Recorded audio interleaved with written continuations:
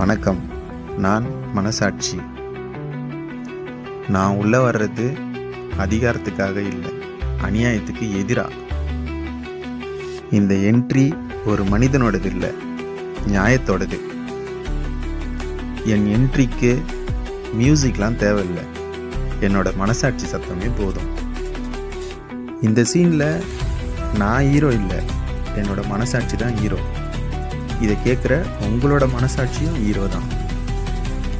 2025 வருஷத்துக்கு முன்னாடி பிறந்த ஜீசஸையே காட்டி கொடுத்த உலகம் இது.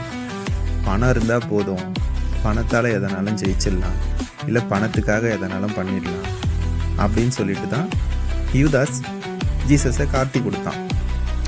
ஆனால் அந்த பணம் முக்கியம் இல்லை, மனுஷன்தான் முக்கியம், இந்த மாதிரி நம்ம தப்பு பண்ணிட்டோன்னு சொல்லிட்டு அவன் மனசாட்சி அவனை குத்துச்சு.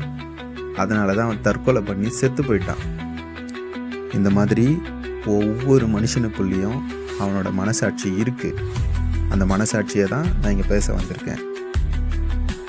எல்லோரும் மனுஷங்களை ஏமாத்திடலாம், எல்லோரும் மனுஷங்களை கஷ்டப்படுத்திடலாம், ஆனால் அவங்களோட மனசாட்சியை ஏமாற்ற முடியாது. அப்படி ஏமாத்தினா அந்த மனசாட்சி அவங்களையே ரொம்ப கஷ்டப்படுத்திடும். கடவுளையே காசுக்காக காட்டி கொடுத்த உலகம் இது. நான் கதவை திறக்கல, கதையை திறக்க வந்திருக்கேன். இந்த என்ட்ரிக்கு பிறகு போய் ஒளிய முடியாது. ஏன்னா இந்த சீனில் நான் ஹீரோ இல்லை, எல்லாரோடைய மனசாட்சி என்ன ஹீரோ.